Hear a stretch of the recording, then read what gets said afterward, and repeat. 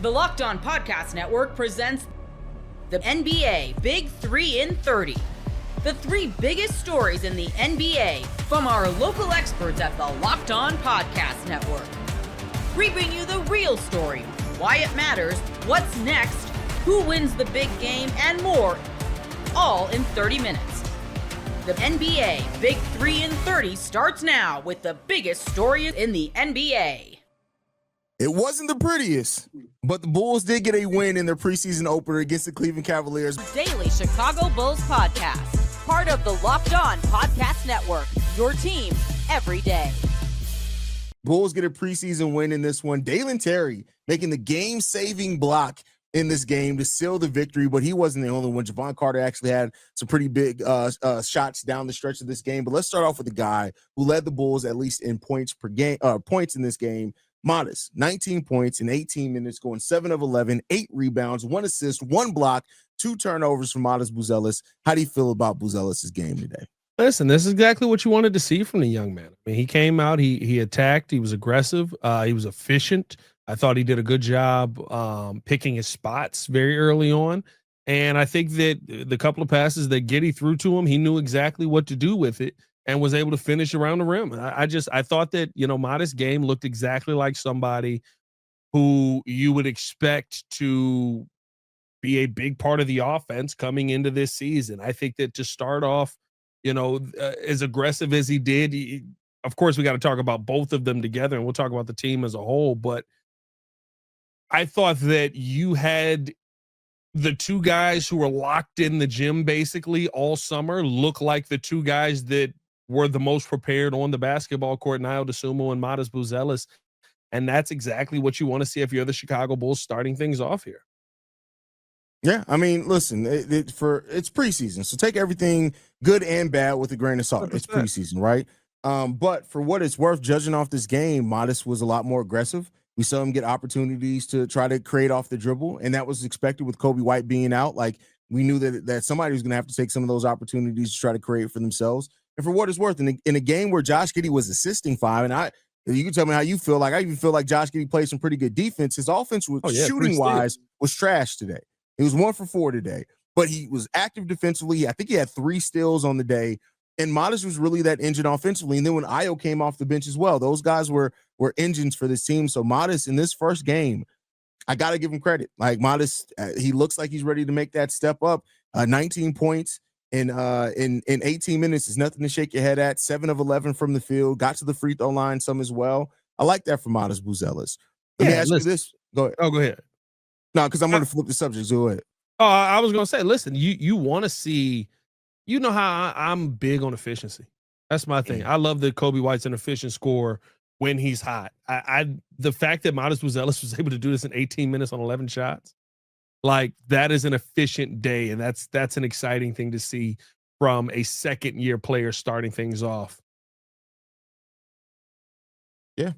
I mean, that's what you want him to look like, is not only, like you said, like, the best player on the court at times, but just a guy that's ready to take a step up. And so he looked like that today. The question I was going to throw to you, though, Pat, was, we know that Kevin Huerter and Isaac Okoro are in the battle for the starting small forward. I'll tell you what, today, Isaac took that. I don't think it's going to be decided just in one game, but today, Isaac outplayed Kevin Huerter by quite a large margin today.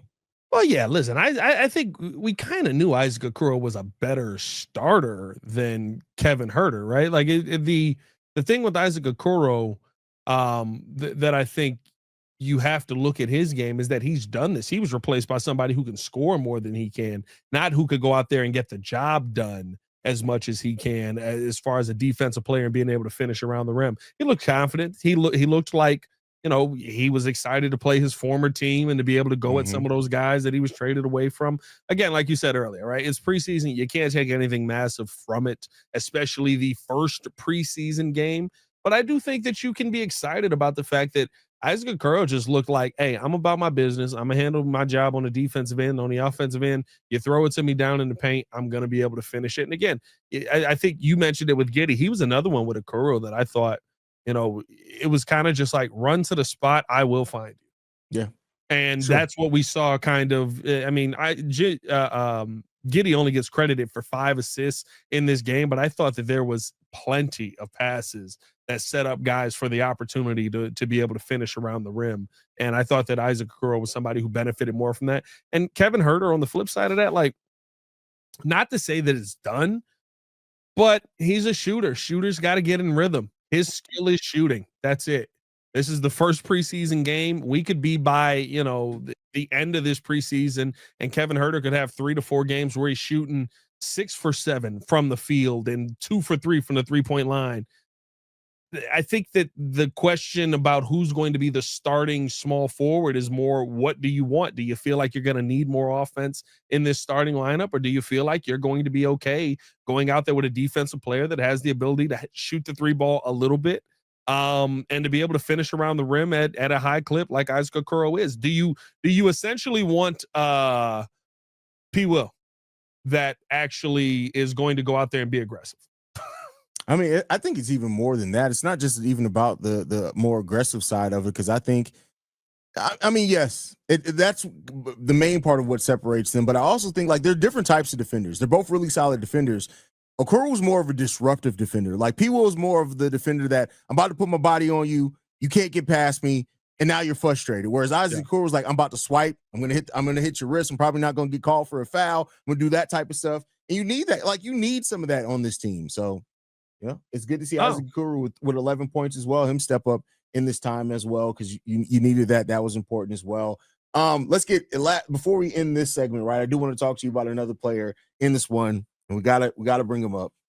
P. Will, 16 minutes, 11 points, 3 of 3 from the field, 3 assists, 2 rebounds, only 1 turnover from P. Will. How'd you feel about the game that P. Will had? Because I have a perspective on it, but I want to hear yours. I'll say this. I know this is crazy to say, as big of a fan as I was, but I got to go off what I've seen this season. Good job putting up the Justin Fields number. It's easy to do that when you're playing in the fourth quarter and the game truly doesn't matter for you anyway. Like, I mean, like, you're not out there versus the guys that we're expecting you to be putting up this production against. I thought that there were plenty of P. Will moments that you could still look at and go, okay, that was a moment that happened there. And it felt very much the same. And again, I looked at that fourth quarter, third and fourth quarter, kind of, because P. Will was in there. I mean, what was he? Was he the 8th person? No, off the bench tonight? P. Will was the 11th person. 11th person off of the bench tonight. So I think that tells you what Billy Donovan thinks of Patrick Williams right now. But it truly is just, it felt like a situation of, I know I'm the odd man out and I'm accepting my fate. Very Nate Davis-like. Very, very like, maybe not Nate Davis, very Karana Magaji-like, if you will. Well, here's the thing, though, Pat. Like, P. Will didn't necessarily put up all his points in the fourth quarter. He didn't score at all in the fourth quarter, I don't think. Honestly, he did that most of his work in the second and third quarters. But I do think his defense against Evan Mobley on some possessions was really good. I like to see that from him. And that's all I'm looking for P. Will from at this point. Solid defense, hit your open shots. He had a time where he attacked the closeout there, damn near lost my mind, because it was aggressive move from P. Will. Yeah. And shout out to that. But then it wasn't very much aggressive after that. But I think the way that I'm viewing P. Will this season, because I don't expect him to be heavily in the rotation, is that I forget the 4th overall pick. That's gone. That's done. He's not going to live up to that. The contract is going to be overpaid. That's done. It's probably not going to live up to that.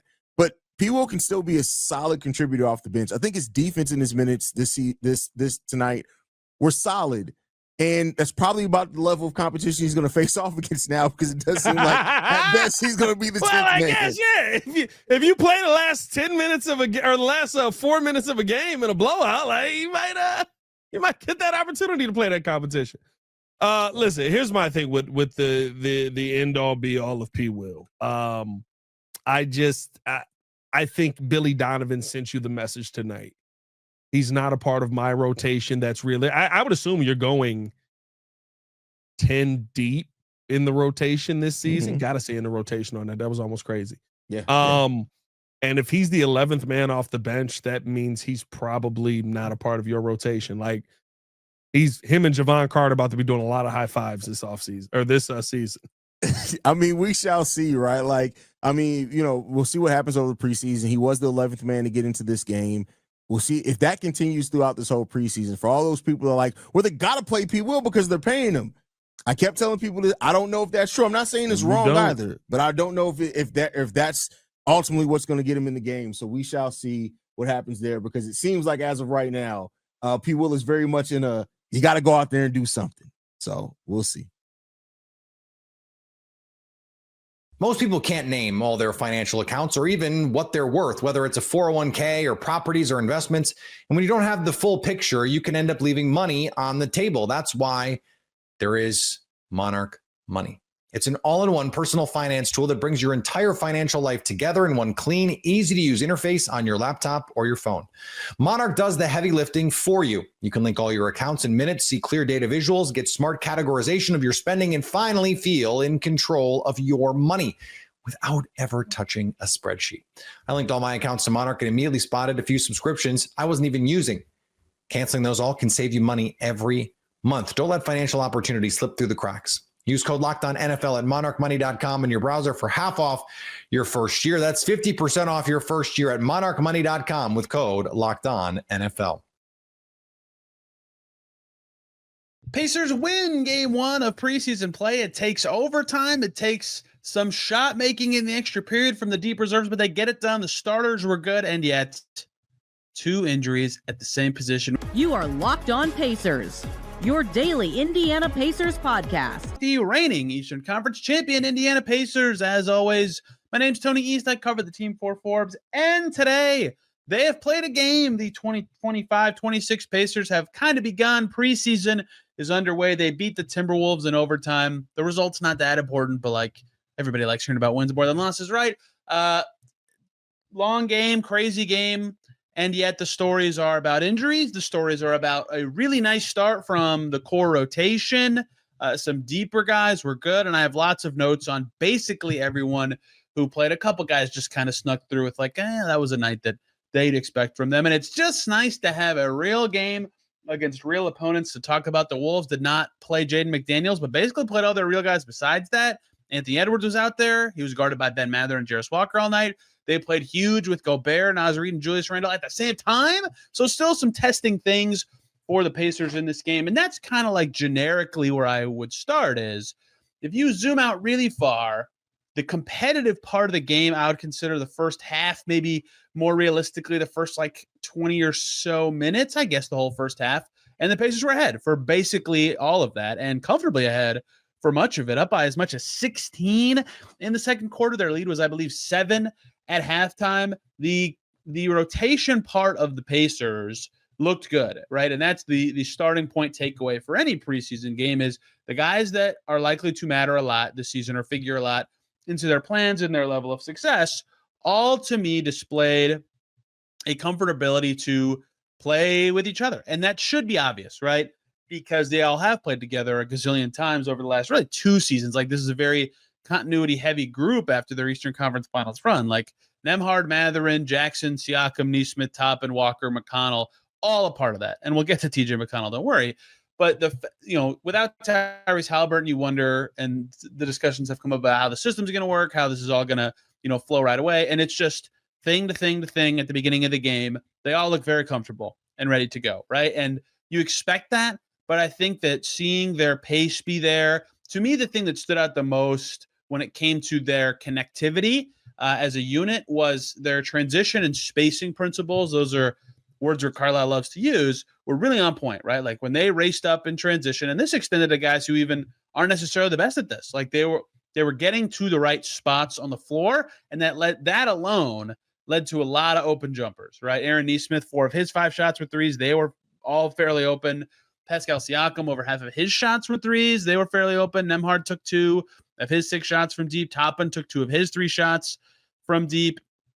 Furphy was in the rotation. 2 of his 6 shots were from deep. Like basically everybody who played on the perimeter except for Ben Mathurin and TJ McConnell took like a hell, and those are 2 you'd kind of expect, although Mathurin can certainly shoot, were comfortable getting open threes in this game. And they were just moving it around guy to guy to make that happen or flying up the floor. I thought that was all very comfortable. I thought that was all very, already established-ish for the Pacers, albeit to the extent that they're adjusting this season with the group that they have. So that's obviously very encouraging, right? Like that to me is where they would walk away this game with the biggest smile, is that those guys who are, if they played the Minnesota Timberwolves, they play them early in the season, right? Like their first road trip. If they play the Wolves in 3 weeks, like they do, they'll be happy with that performance from them in that game too, right? That was, of course, encouraging. And then the bench group was rockier than the starters, certainly. But like if you split apart those groups, the starters were certainly better. They were great together when they were out there. The bench group had a little more rocky moments. They, of course, lost TJ McConnell pretty early in the game. They have, Furphy was in the rotation last year. Huff is very new to the team.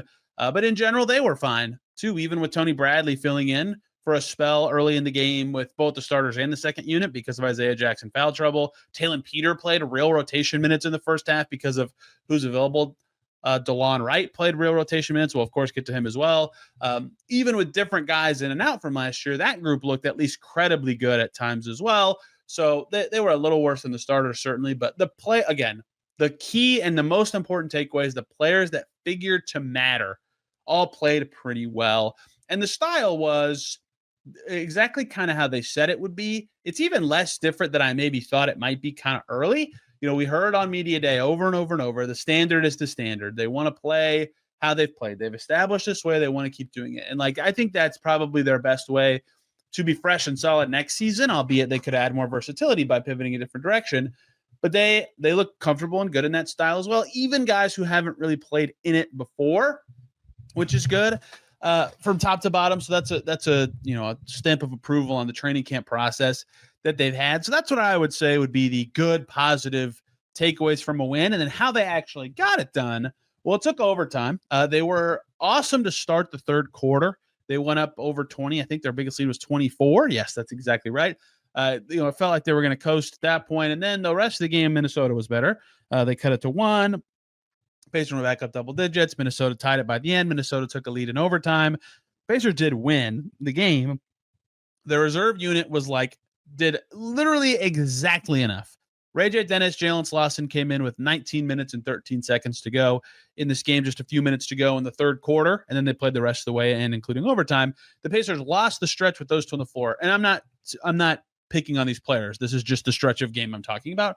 They lost those minutes by 20, right? It was not a good close for them, but they did enough to win because, one, the players I already mentioned, the starters, the bench guys, the reserves were all good. Like every starter, except for Isaiah Jackson, because of his early foul trouble, was plus 10 or better, right? They were all very connected. They were all making shots. They all defended well enough in this game, right? I thought that was actually pretty noteworthy, too. They held Ant to 6 for 15. Conley didn't take a shot. Gobert was fairly ineffective. Outside of Julius Randle Julius Randle was very good in this game. Like nobody really killed the important players in this game. Their defense was solid enough, and they did well on the glass. We'll talk about that in just a second. But that was part of it, is they built a huge lead with their core rotation guys. And then in overtime, to actually get over the hump, Ray J. Dennis was hot from deep. He hits 4 threes late in this game. He leads the team with 16 points. Took him 11 shots to get there, but he also had 5 assists. Like he was a very capable floor general leader type for that group. He did have 2 turnovers, but he was huge in actually sealing the deal in the extra period. Jalen Slauson hit 3 threes. I think all of them were in overtime. That was pretty important. Jarris Walker came in to be a lead ball handler, and they still were kind of carried by Ray J. Dennis down the stretch. So after they built a good enough cushion with their rotation guys, they did give away their lead, but they got just enough. And I would say the leaders of that late group were Dennis and Slauson to actually close out the game and win. And then the stylistic thing that I think a lot of people were kind of talking about or tweeting about, and I would say one of these things was a little overrated or overstated, and the other thing was not, is one was, of course, the pace and the tempo and oh, look, that's the Pacers. But, specifically the trade-offs that came with that from the glass, from, rebounding and how this would go. They still had, I'm double checking this, I think 30 fast break points was the Pacers number by the end of the game. And for some reason, I think I'm now on the wrong tab to actually see that number. Thank you, NBA.com box scores. Yes, 28 fast break points for the Pacers, 18 for the Wolves, and then good rebounding numbers for the Pacers in this game. They finished with 49 against a big Wolves team who finished with 41, right? They started Reed, Gobert, and Randall. You wonder, is this going to be a tough rebounding night, a tough size night for the Pacers? They did pretty well there. I'll say this, though, early in the game, they updated the rebound since I last checked. 50-41 is the final on the glass in favor of the Pacers. I'll say this, though. A lot of people early were like, wow, first quarter, the rebounding was so exceptional for the Pacers. Like only one guy had 2 defensive rebounds in the first quarter for the Pacers. It was Tony Bradley. Everybody else had 1 or fewer, and they had 4 offensive rebounds, and they weren't like real offensive rebounds. It was like the ball bounces long and it just happens to hit you in the hands. Offensive rebounds. McConnell got one of those. Nembhard got one of those. And Mathurin got one of those. I think Isaiah Jackson had the only like actual offensive rebound. So I do think they had a good, like solid, given the size they were going against just general rebounding game. And that's like a trend to watch is how they mix in rebounding with the pace they want to play, especially with a completely changed front court. But in general, I thought that people were like way, way, way too aggressive. But like, wow, they look amazing on the glass early. Like, yeah, the numbers are good, but like the ball just is bouncing. Right. Then it did have some really quality box outs at times in this game. And of course, 50-41 is great against a good Wolves team. And a win is good.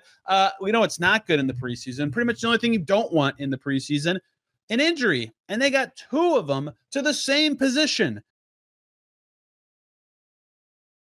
The NFL season is here, and FanDuel is making sure you're ready for the weekend with a can't-miss offer. Right now, new customers can bet $5, and if your bet wins, you'll get $300 in bonus bets to use across the app.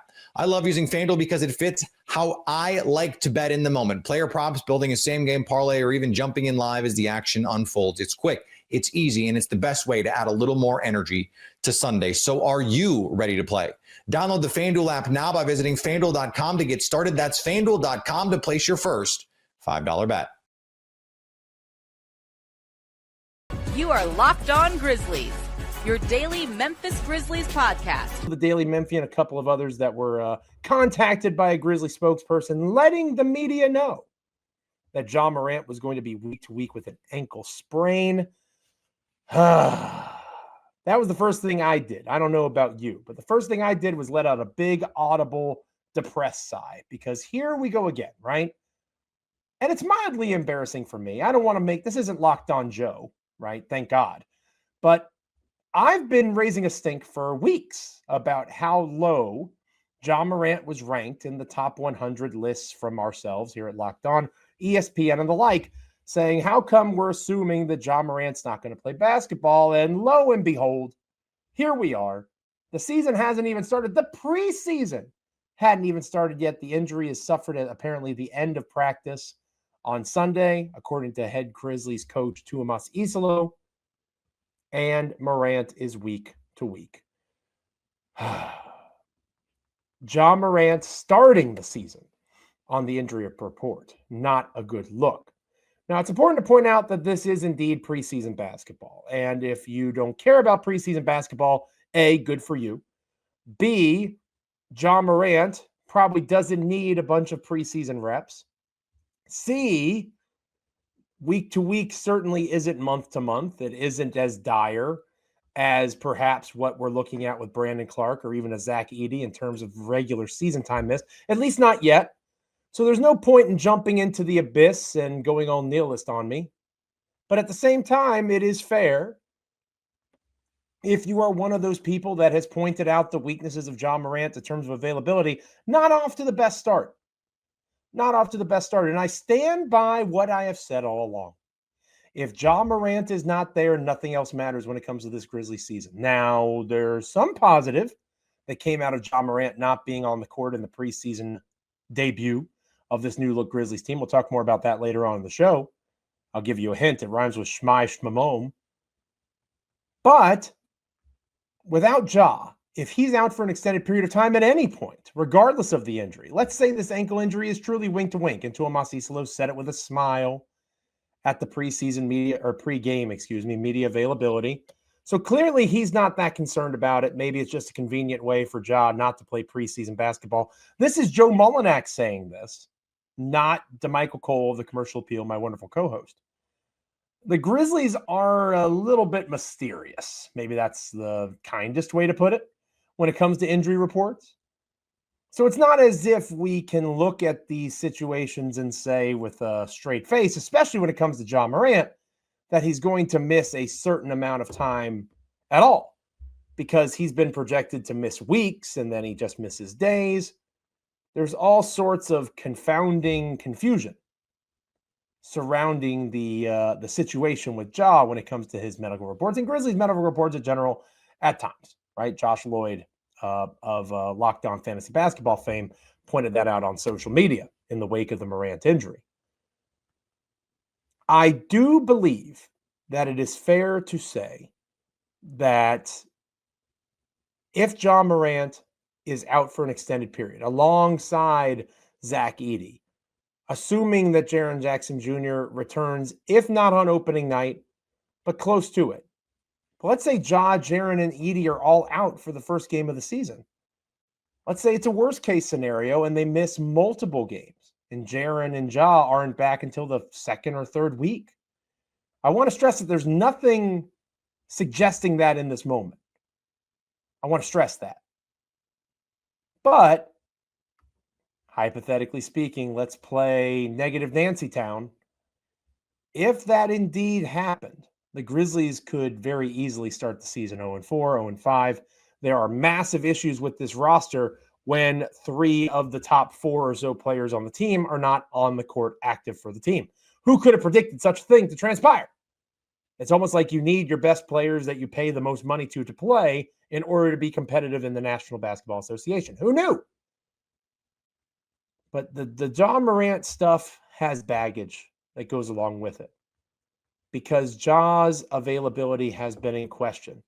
When people put Ja Morant 28th on their NBA top 100 player list, it ain't because there's 27 other dudes that are physically better than him. It's because there are 27 other dudes-ish that you can depend on more to be on the floor because they are not injury prone.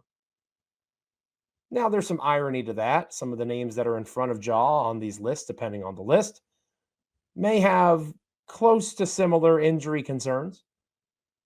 But the fact remains that Ja Morant has the baggage of being unavailable, undependable. Sure, Ja is a viral moment waiting to happen, a highlight waiting in the wings. But if he's not able to be on the floor, there is no highlight to be made. And if he is not on the floor, he is not able to take with him the attention, the gravity. I hate using that term. But the defense doesn't have to worry about the opposing wings like Jalen Wells and Kentavious Caldwell-Pope. They don't have to worry about whatever front court Memphis trots out, depending on the health of Jaren Jackson Jr. and Zach Edey and Brandon Clark. None of that matters quite as much if Ja Morant's not out there because Ja is the one max player on the team. He's the guy that's supposed to make everybody better the most. And if he doesn't have the capacity to do that, nothing else matters for Memphis, at least in terms of on-court winning. Now, if you want to talk about getting Cedric Howard more run, which we can talk more about here in a moment, if you want to talk about the significance of these younger players continuing to get reps, figuring out who is a role player, who could be a star, a starter, obviously, once the regular season games begin, things matter more and more and more. It is still preseason, and literally the first preseason game just concluded. So it ain't time to panic yet. But I do think if you're someone, I don't know, maybe your name's Matt Moore of HP basketball fame, Locked On NBA, Locked On Nuggets. If you're somebody that was hesitant to think that Ja was going to be something of an NBA player, all NBA player this year, because of his availability issues, well, you look pretty smart right now. Could that change? Of course it could. And again, it is preseason basketball. Everything that is discussed regarding preseason basketball should be taken with a massive grain of salt, especially Memphis Grizzlies injury reports regarding their best player.